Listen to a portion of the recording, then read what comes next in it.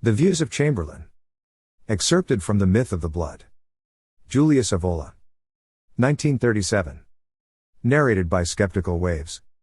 The Superior Race's Task. The Slavo-Celtico-Teutonic Complex. The Historical Vision of Chamberlain. Teutonic Science. Ethnic Chaos. The Anti-Rome. Racism in the Modern World. Pan-Germanic Racism. We shall now turn to Houston Stewart Chamberlain. Alfred Rosenberg begins an essay dedicated to this writer with the words, "It is said that the peasant seeds, plows, and harvests, with his gaze fixed on the earth, without looking at the sky which stands above him, the forests, the lakes, the mountains. Only at the coming of a foreigner does he begin to realize also of the beauty of his fatherland." The comparison regards the German people, which in truth seems to have been carried to consciousness and esteem of its characteristics and of the faith in its primacy through foreigners, such as Frenchman Gobineau, but also the Englishman Chamberlain, who became a naturalized German, and Vacher de Lapouche himself, almost unknown in France, while he was highly esteemed in the circles of Frederick William. The resonance awoken in Germany and in France by Chamberlain's principal work, The Foundations of the 19th Century, was much more rapid and much wider than it had been for Gobineau. Undeservedly, for the inferiority of Chamberlain with respect to Gobineau, in terms of originality, of choice of thesis, and of construction, is evident to every unprejudiced observer. One is rather disturbed by Chamberlain's asystematicality, by his continuous flitting about between one domain and another, movement which bears the pronounced mark of the dilettante, and with his decided entrance into politics and pan-Germanic exaltations.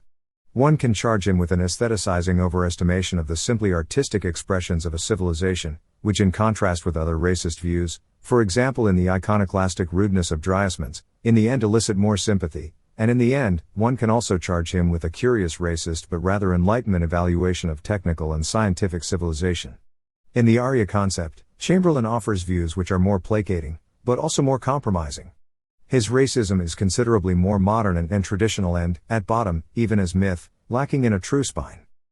The premise of Chamberlain is already known to the reader. Certain anthropologists would fain teach us that all races are equally gifted. We point to history and answer, that is a lie. The races of mankind are markedly different in the nature and also in the extent of their gifts. The most favored of them is the group of the Arya races. We will see what the Arya race means for Chamberlain. We observe in the meanwhile that, differently from other racists, this author leaves the problem of the common descendancy of the Arya undecided. The concept of the primordial race is for him a problematic one. I do not know if the words Arya and Semite correspond, generally speaking, to concrete facts of descendancy, or if they are rather artificial concepts, convenient for indicating men belonging to one kind by way of their equal nature. And again, is this human family united and uniform by bonds of blood? Do these stems really all spring from the same root? I do not know and I do not much care. No affinity binds more closely than elective affinity, and in this sense the Indo-European Aryans certainly form a family. Physically and mentally the Aryans are preeminent among all peoples. For that reason they are by right, as the stage right expresses it, the lords of the world. Detaching himself in this from the idea of the greater part of racists, Chamberlain thinks therefore that this superiority, rather than being innate, is acquired. The races are nor originally noble or pure, but become so. As an enthusiast of vegetal physiology, Chamberlain seems here to recall the virtues that cultivation and grafting exert, and takes up the selectionistic theme of Vacher de Lapouche. The superior race is not a point of departure, but a point of arrival. We could almost say, it is a task. And indeed, Chamberlain goes so far as to write, though it were proved that there never was an Aryan race in the past, yet we desire that in the future there may be one. That is the decisive standpoint for men for action. According to Chamberlain, the formation of the elect race is subordinated to 5 great natural laws. 1. The pre-existence of excellent ethnic materials is indisputably the first and fundamental condition. However, if I am asked, whence comes this material? I must answer, I know not. I am as ignorant in this matter as if I were the greatest of all scholars.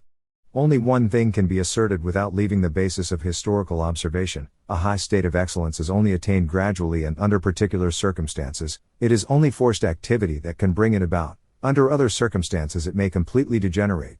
The struggle which means destruction for the fundamentally weak race steels the strong. The same struggle, moreover, by eliminating the weaker elements, tends still further to strengthen the strong. Around the childhood of great races, as we observe, even in the case of the metaphysical Indians, the storm of war always rages. 2. But the presence of superior elements as materia prima is not sufficient. The second condition is the uninterrupted conservation of the purity of the race. 3. But not even this is enough. It is necessary that in the very breast of the pure race those racial eliminations operate, which the technicians call selective breeding. This law, says Chamberlain, we understand this law best when we study the principles of artificial breeding in the animal and vegetable worlds. When one has come to understand what miracles are performed by selection, one will recognize that the same phenomenon is found in the human race, although of course it can never be seen with the same clearness and definiteness as in the other spheres. For example, the exposure of ill-born infants amongst the Greeks, the Romans, and the Germans was, for Chamberlain, one of the most fruitful laws. Here emerges the theme of eugenics and of racial hygiene. 4. Another law, which likewise finds empirical confirmation in the theme of scientific breeding of animals, is the following: the formation of superior races has always and without exception, as its preliminary condition, an intermixing of blood. Those pure racists who today pay the tribute of their admiration to Chamberlain prefer, naturally, to pass this conviction of his over in silence, insofar as it is specified and limited through the last law, namely. 5. Only quite definite, limited mixtures of blood contribute towards the ennoblement of a race, or, it may be, the origin of a new one. Here again the clearest and least ambiguous examples are furnished by animal breeding. The mixture of blood must be strictly limited as regards time, and it must, in addition, be appropriate. Not all and any crossings, but only definite ones can form the basis of ennoblement. By time limitation I mean that the influx of new blood must take place as quickly as possible and then cease. Continual crossing ruins the strongest race. Thus, for example, the cross between the Attic and the Roman races. In this connection, Chamberlain recognizes also the role that historico-geographical conditions have played in the formation of the noblest races, insofar as from these conditions proceeds the refinement of the materia prima through internal and external selection.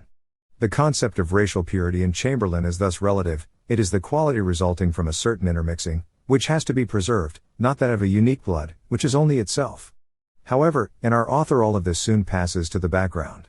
Whatever might be their origins and their components, Chamberlain has no doubt that races exist with very clear characteristics, and he experiences an authentic horror and panic at ethnic chaos, the principle of general bastardization and inevitable decadence.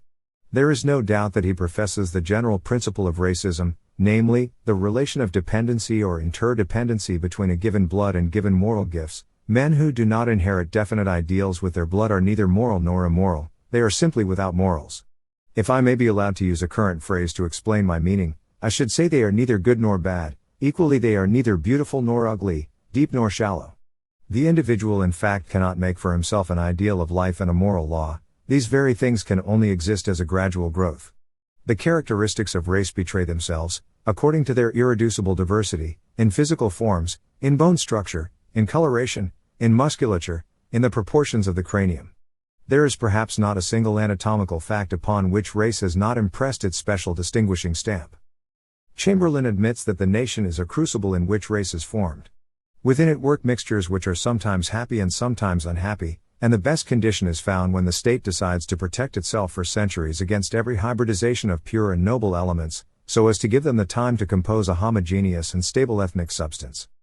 When the states open themselves to the latest comers, on the other hand, it is the end so far as race is concerned.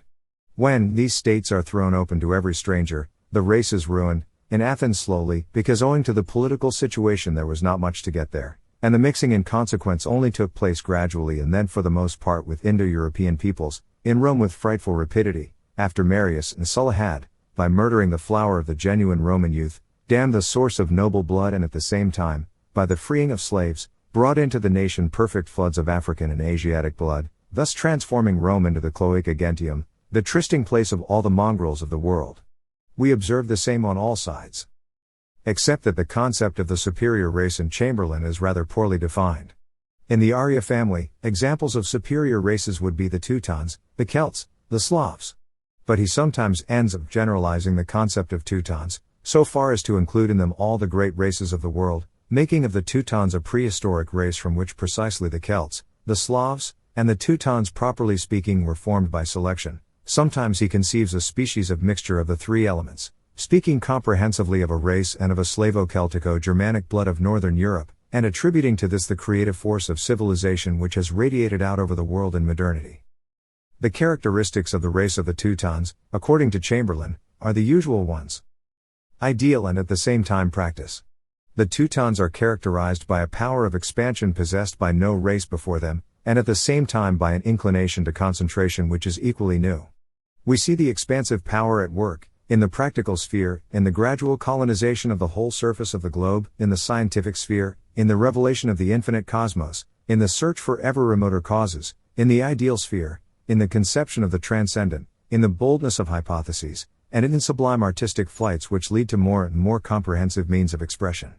At the same time, however, we are inclined to return within more and more narrowly circumscribed limits, carefully cut off from everything external by ramparts and trenches. We return to the idea of blood relationships of the fatherland, of the native district, of the village of our birth, of the inviolable home, my home is my castle, as in Rome, of the closest family circle. Finally, we return to the innermost central point of the individual, who now, purified and elevated to consciousness of absolute isolation, faces the outer world as an invisible, independent being, a supreme lord of freedom, as was the case with the Indians. Liberty for Chamberlain is not an abstract good to which every man has a natural right. Only the superior races can arrogate to themselves the right to liberty, and to consider themselves as naturally free, on the basis of special gifts, first amongst which is the organizing force. Only a race capable of forming states is worthy of liberty. This too would be the Arya prerogative, and, more specifically, the Teutonic prerogative. Chamberlain invites us to distinguish between knowledge, civilization, and spirituality. Knowledge for him is equivalent to science, that is, to a system of notions capable of giving account of nature. Civilization consists in technical development, industrial, agricultural, statal development. It consists in the organization of a social order. Spirituality includes finally every manifestation of culture and above all the arts, as the expressions of a superior moral and religious life. These elements can be uncoupled, but they remain forever racially conditioned. There are races which by nature are more gifted in the sense of knowledge and civilization, without being so in the sense of spirituality, as, for example, the Jews and the Chinese. In the Hindus, on the other hand, we find the example of a high spirituality, which is not accompanied by gifts of economic and political civilization. Only the Teutons, for Chamberlain, are so gifted as to develop simultaneously these three aspects into an integral civilization. We have already seen that the organizing force is, according to him, a Teutonic monopoly. Here those gifts which most characterize the Teutonic social organizations enter into consideration, and we find the famous theme of Teutonic loyalty, Deutsche Treue. If we wish to sum up in a single word the historic greatness of the Teuton, always a perilous undertaking, since everything living is of protean nature, we must name his loyalty, says Chamberlain. That is the central point from which we can survey his whole character, or better, his personality. It is true that loyalty generically understood does not appear to be an exclusively Teutonic virtue. As Chamberlain concedes, this virtue appears indeed in all those races which have remained pure, the Negroes not excluded. But Germanic loyalty has as its characteristic liberty, the fact that it determines itself by itself, consciously. The Negro and the dog serve their masters, whoever they may be, that is the morality of the weak, or, as Aristotle says, of the man who is born to be a slave. The Teuton chooses his master, and his loyalty is therefore loyalty to himself, that is the morality of the man who is born free. In the domain of consciousness, Chamberlain, referring to modern science, does not hesitate to derive it from the psychological and moral gifts of the race of the Teutons, gifts which in the other races are either absent or sporadically present. Experience, that is, exact, minute, indefatigable observation, the capacity of observation, the passionate enthusiasm, self-sacrifice and honesty with which it is pursued, are essential features of our race. Obedience on the one hand towards experienced nature, autocracy on the other in reference to the human intellect, these are the hallmark of Teutonic science. And again, the whole secret of discovery lies in this, to let nature speak. For this self-control is essential, the Greeks did not possess it. Above all, by way of its discoveries, modern science is for Chamberlain inseparably connected to the role that Teutonism has played in history. Finally, as regards the spiritual side, after the other two, social and knowledge-related, Teutonism presents two characteristic aspects, which are not antagonistic but intimately complementary, humanism and mysticism. Humanism is given as the faculty of recognizing and appreciating that which is particular and individuated, connected to personality and to genius, a faculty which is an instinctive race and which gives place to a special culture. As we will see, also in its historical aspect, the Renaissance, humanism, for Chamberlain, as already for Woltmann, is a Teutonic phenomenon. As for mysticism, It is conceived as the impulse to consider religion as an internal and immediate experience, rather than as a chronicle of sacred history and a dogmatic mechanism. The real high school of freedom from hieratic and historical shackles is mysticism, the Philosophia Teutonica, as it was called. A mystical philosophy, when completely worked out, dissolves one dogmatic theory after another as allegory. And so religion is then no longer a creed, a hope, a conviction, but an experience of life, an actual process, a direct state of mind. Masters in this respect were the Aryas of India. But scarcely a hair's breadth separates our great Teutonic mystics from their Indian predecessors and contemporaries. Chamberlain affirms, only one thing really distinguishes them: Indian religion is genuinely Indo-Teutonic, mysticism finds in it a natural, universally recognized place, but there is no place for mysticism in such a conjunction as that of Semitic history with pseudo-Egyptian magic, and so it was and is at best merely tolerated, though mostly persecuted by our various sects. Contrary to the Teutonism of various of his contemporary successors, Chamberlain's Teutonism does not stop far short of professing itself even anti-Christian. But in order that the opposition between the Aryas and Jews might remain well fixed, and with it, the inferior, materialistic, idolatristic, and disintegrating character of Judaism, Chamberlain, in order to resolve the incongruence, creates the singular myth of Jesus as a blonde Arya. Jesus came from Galilee, a region devastated by Assyrian wars, then restored by groups of blonde colonists come from the north, and thence purified of the last Jewish residues some time before the birth of Jesus. It is the lineage of those colonists which gave birth to Christ. There is not the slightest foundation for the supposition that Christ's parents were of Jewish descent, says Chamberlain. Bringing us back to the simple idea that the kingdom of God is within you, he believes that Christianity originally had Aryan characteristics, and so only by Aryas could it be understood in its purity. Are we to believe, to dive deeply into the subject, that it is an accident that St. Paul's epistle on redemption by faith, on the gospel of freedom, in contrast to the slavish yoke of the church law, on the importance of religion as not consisting in works but in regeneration to a new creature, was addressed to the Galatians, those Gallic Greeks of Asia Minor who had remained almost pure Celts, an epistle in which we seem to hear a Martin Luther speaking to Germans credulous indeed but yet incomparably gifted for understanding the deepest mysteries? Moreover, we see that it is the Celtic race to furnish the greatest figures of ancient Christianity for their metaphysical thrust and their theological profundity, from Scotus Origina and Duns Scotus to Peter Abelard.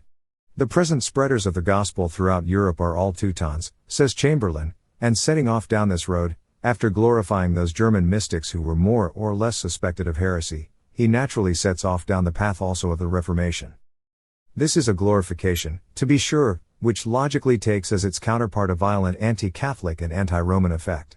The tragedy of Europe, according to Chamberlain, consisted in the fact that Arya spirituality had to cross the Syrio-Semitic quagmire and that a youthful Teutonism could not connect itself directly to spiritual forms congenial to it, but receive the heritage of the Hellenes, of ancient Rome, and of Christianity itself only through the mediation of a people Africanized and mixed with Syrian bastards. If Chamberlain grants recognition to the first Roman times, he nevertheless proceeds to lay ethnic chaos to the account of imperial Rome, the mongrel spirit of slavishness and, in general, anti-race. The Roman Empire in the imperial period was the materialization of the anti-national principle. This principle led to racelessness and simultaneously to intellectual and moral chaos. Rome became the center of a gathering of all the castaways of the ancient world. Pseudo-Persians, Syrians of every kind, Phoenicians, Egyptians, Africans, degenerate Hellenes, and so forth, all came to seek their fortune in Rome, to seek splendor and power. According to Chamberlain, the Church assumed this tradition of promiscuity and made it its own, uniting it with a fanatical intolerance, with a blind spirit of authority, and with a battle undertaken systematically in all directions to immediately nullify every spiritual liberty. Here, within a Syrio-Semitic ritualistic apparatus and a materialistic monotheism, Chamberlain believed that the real sin against the Holy Spirit, violence to the inner man, the robbery of personality was celebrated. Whence, let us honestly admit the fact, between Christianity, as forced upon us by the chaos of peoples, and the innermost soul faith of the Teutons there has never been any real agreement, never, and the Roman Church, on the other hand, was unavoidably the shield and armor bearer of all anti-Germanic movements. Consequently, nowhere does the organic unity of Slavonic Germanicism manifest itself more convincingly than in this revolt against Rome. In the hands of this Englishman Chamberlain, the tradition of race proper to Germany is thus transformed, most deplorably, into nothing else than the tradition of all rebels and heretics. By this view, Charlemagne committed a fatal error when he accepted the Roman consecration, And when from that mediocre African mongrel St. Augustine, he borrowed the idea of conversion by iron, using it at once to destroy, in the Saxon Wars, the best Teutonic blood. The Empire and the Church, these two Roman ideas, these two absolutisms, both destructors in their centralism and their universalism, were therefore for Chamberlain, as opposed to Woltmann who, as we have seen, rather saw in them two Teutonic creations to seize upon for the conquest of the world, foreign to the Teutonic essence, and thanks to a fatal equivocation had for 8 centuries suffocated and prostrated this essence. Luther, the turning point in the history of the world, is the liberator. He throws down the pontifical absolutism and prepares the revolt of the national principle and the restoration of the old Teutonic law of freedom. If the decline of the Teutons already appeared to Chamberlain as a force of salvation for an agonized humanity, notwithstanding Latinizing, that is, the fusion with the chaos of peoples, the Renaissance, in its turn, presents itself in the guise of a new racially conditioned Teutonic phenomenon, as Woltmann believed. For Chamberlain, the idea according to which the Renaissance was a return to the ancient civilization is an idea worthy of the soul of a crossbreed of degenerate Northern Europe, for which culture is something that man can externally appropriate. The creative force of civilization is conferred only by race. The Renaissance was not the rebirth of antiquity, and least of all the rebirth of inartistic, unphilosophic, unscientific Rome, but simply free man's regeneration from out of the all-leveling imperium, freedom of political, national organization in contrast to cut and dried common pattern, freedom of rivalry, of individual independence in work and creation and endeavor, in contrast to the peaceful uniformity of the Civitas Dei, freedom of the senses of observation in contrast to dogmatic interpretations of nature, freedom of investigation and thought in contrast to artificial systems after the manner of Thomas Aquinas, freedom of artistic invention and shaping in contrast to hieratically fixed formulas, finally, freedom of faith in contrast to religious intolerance. It is an explosion of life, a completely Teutonic fact and so, decidedly anti-Roman. It is clear that here Chamberlain's racism lays its hands fully on the most trivial and banal commonplaces of a profane, liberaloid Enlightenment and anti-traditional interpretation of history, which unfortunately, it must be recognized, apart from the gratuitous racial justification, was and in a certain sense still is the byword of a certain modern education, even in our country, and have not even we, in the very midst of fascism, seen Giovanni Gentile take up analogous motifs in regard to the definition of a presumed Italian tradition? Chamberlain's incomprehension of the true spirit both of the pontifical idea, and of the imperial one, joins an equally great failure to recognize the aristocratic German traditions themselves. The very man who wishes to see one of the causes of the decadence of Renaissance Italy in the dissipation of the Teutonic patriciate present in it, comes then to define those German princes who saved the life of his Luther and irresponsibly subscribed to Luther's doctrine, as a brood of criminals, and to associate the Teutonic Renaissance with the civilizations of those commons which were more or less in revolt against the authority of the Ghibelline nobility, quite beyond associating it with those naturalistic, laic and scientistic conquests of the new civilization, which were precisely destined to lead the West to the second ethnic chaos denounced by Chamberlain, to the chaos of contemporary internationalistic civilization. But it would be too easy to demonstrate all the contradictions, all the miscomprehensions, all the confusions which pullulate in these dilettante historical views. They truly have both their beginning and their end in purely personal opinions, indeed, not even personal in the superior sense, or, as we were almost about to say, in the Arya sense, but rather obscurely suggested by the pathos of an epic without principles. To discharge our duty as presenters, we have here related the ideas of Chamberlain, let one guard however against taking them seriously, and from conceiving the better tendencies in racism in their light. Coming to modern times, Chamberlain sees two powers in battle for dominion of the world, that of the epigones of the Teutonic race and that of a new ethnic chaos, which is associated in good measure with Judaism. The Jews, according to Chamberlain, are bastards, a mix between Semites and Syrians. Whether or not there is truly a secret Jewish league which has consciously pursued the end of the material, spiritual, and moral destruction of the Indo-Europeans, and with them of their civilization, I do not know. I believe that the simple instinct of this elusive demon of human decadence, the expression the demon of human decadence for Judaism is Richard Wagner's, an instinct cultivated for millennia, is sufficient for our needs. As things stand, the alternative arises: either the Teutonic element will be able to reorganize itself and to impose itself, or else Europe, with the victory of ethnic chaos and of Judaism, will take the same descending road that already Hellas and Rome had taken. The World War of 1914 to 1918 appeared to Chamberlain as the fratricidal battle between peoples that, like the Germans, the French, the English, the Russians, appear in his conception to be branches of the single problematic Aryan nucleus, that is the Slavo-Celtico-Teutonic nucleus. In this battle, he moreover saw the reflection of spiritual antitheses, and a kind of insurrection of the peoples against the particular strength intrinsic to the ideal that Germany held in itself. Germany does not ask aught other than the liberty to give whatever it can give, to be able to place itself indisputably at the head of all the peoples, wrote Chamberlain, since only then will it be able to realize its divine destination. Amongst Germany's antagonists, the Russians and the French, for Chamberlain, did not represent clear ideal forces. The true antithesis was to be found in England, as the exponent of a mercantile imperialism which suffocates the world under the force of its economy. Until yesterday, Chamberlain dreamed of a Germany which with its strength and its victory would open the way to its superior civilizing right. In 1916, he wrote, "For whomever does not believe in the divine destiny of Germany, it would be best if such a one were to hang himself today, rather than tomorrow. But at the same time, what can I say? I am afraid of becoming illogical and almost unfaithful. I could consider a defeat for the Germans only as a postponed victory. But I would say, the time, however, is not ripe. It is necessary to faithfully safeguard the sacred patrimony in the restricted limits of a fatherland."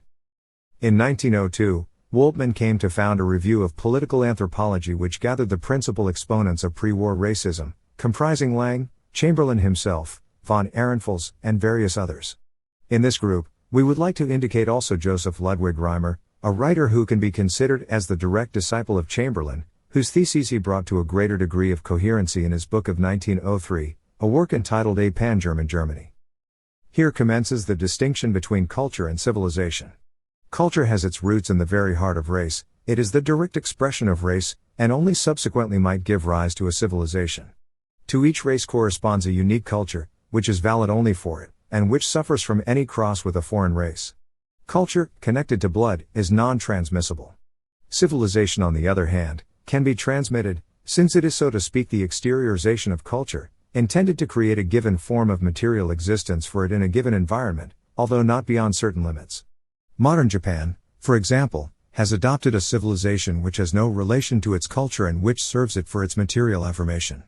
It is, however, true that culture and civilization act reciprocally on one another.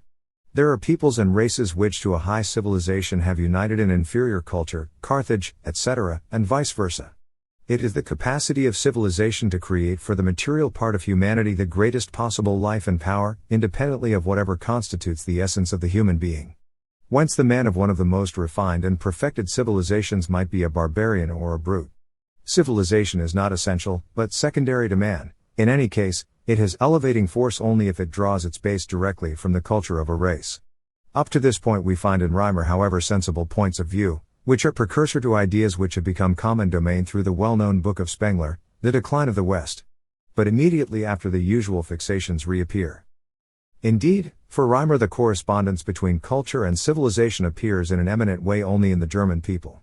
Here the harmony between culture and civilization is thought to be perfect. The current view amongst contemporary racists would seem, however, to be the contrary. Germany, up to the time of National Socialism, was subjected to a civilization alien to its culture, a civilization largely Judaicized, internationalist and rationalist, which has undermined the qualities of race. For Reimer, race appears to us in history, so to speak, under two diverse forms. The one, which was developed in the remotest prehistorical times, constitutes the immutable and indestructible part, the very essence of race. The other, variable, mobile, is often subject to 1,000 contingencies, and furnishes the links which connect culture to civilization. It is in culture that the originating foundation is to be discovered, the essence of race. Here too we find a judicious racism which, thought through to the end, would necessarily come to shift the center evermore from the biological to the spiritual plane and of the races of the spirit. Which is to say, race might begin to mean something other than that which it expresses in the case of a dog or a horse. Regarding the difference between the races, Reimer opposes the Teutonics to the non-Teutonics, the first corresponding, as in Chamberlain's conception, to the Slavo-Celtico-Teutonic group, and the second correspond in Europe to two types. 1. To brown man, small and round of head, brachycephalic, hailing from the Alpine region and from the Sudet, a type almost always rectified by crosses with Nordic elements. 2. The brown dolichocephalic Mediterranean man, to be considered as a derivative branch of Homo europaeus, near to Nordic man more than any other race. Reimer passes on to consider the problem of the possibility of an empire on a racist basis. Already here an ambiguity clearly reveals itself, which will become quite characteristic of contemporary tendencies. On one hand, a principle of difference is affirmed, of hierarchy and of authority for whatever regards the superior race as opposed to the others. But on the other hand, one does not hold to such a principle within the superior race itself. With respect to this race, the already marked intolerance for everything aristocratic and imperial manifests itself, and one ends up in a species of liberalism or democratic Caesarism. As if the Teutonics ought to affirm the aristocratic principle before all others, but ought not tolerate this principle for themselves. In any case, Reimer's premise is that an imperial idea needs to be imposed in the face of the chaotic development of the Germanic nations, but an imperial idea, which must come into existence like that of the Romans. A global empire which wishes to guarantee its duration must not become universal in the Roman mold. It must not extend its domain over nations and heterogeneous races for purely commercial and economic races toward the end of subjugating them, absorbing them, and confounding itself with them. How Reimer might have believed that it was by such a path that the ancient imperium of Rome was realized, is not easy to comprehend. In any case, his idea is that every imperial race should disseminate its blood in conquered regions, maintaining itself however pure, penetrating with its ramifications into each of the other races, giving them its imprint, but not bringing these to fuse into it. In the particular case, on one hand, a return to the primitive Teutonic race and energetic care for its health and its organic development. On the other hand, expansion. How this exigency might be realized practically is not, however, altogether clear. If the Teutons must remain pure, and yet fertilize the other races with their own blood, nothing else can be imagined than polygamy and hypergamy. Enclosed in a kind of inaccessible caste, the conquerors would have to have the possibility of giving the gift of their seed to the women of the conquered races, leaving these however in their present state. Moreover, today we have not been lacking in those who have rehabilitated on racist basis the famous jus primi noctis. According to the proponents of this idea, this would not be the abuse of dissolute and immoral lords, but rather a means for diffusing aristocratic blood in inferior elements, thus ennobling them. To practically realize a global empire in Europe, states Reimer, it is essential that a race really exists which is capable of culture, which, by the force of an external or internal necessity, is driven to conquest of the world. This is a principle against which nothing in general can be said, when, that is, one does not add that in Europe it is recognized that this race is the Slavo-Celtico-Teutonic one, to which European culture is joined by bonds of origin. For Reimer, there are two imperialisms. The one, feudal, reactionary and of divine right, is anachronistic and must rapidly disappear. Let it be noted that the author wrote this before the World War. The other is a purified imperialism which has as its basis democratic education, which is to be developed across various generations. Here we return anew to accusing Charlemagne of having, by assuming the Roman crown, ceased to be a king of Teutonic race, so that the principle of universalism triumphed over that of empire founded by a race. The medieval German Empire was not, according to Reimer, anything other than the prolongation of universalist Roman imperialism, that is, the adoption by a part of the Teutons of the idea of a universal empire devoid of nationality, and this legacy is the fount of our worst miseries. The Teutonic world emancipated itself from Rome, but a new German empire unified on a non-universalistic basis could not realize itself other than at the twilight of the Habsburgs. Here Reimer does not hesitate to posit a Teutonic action in the revolt of Prussia against Austria, the which, as is known, was formerly precisely the Catholic heir of the Holy Roman Empire. Reimer could well have seen a gift from Providence in the World War of 1914 to 1918, which has had as its effect the disappearance both of the Empire of the Habsburgs and of the remains of the anachronistic feudal imperiality of Germany itself in the Hohenzollern. Now, it is singular that precisely this end was consciously and notoriously sought, in that war, by Masonry and international Jewry. Let this give to a certain class of readers a sense of the suspect influences obeyed by every racist myth which does not have, like that which we ourselves defend, precise aristocratic traditionalist premises, but reveals rather socializing and modernizing tendencies.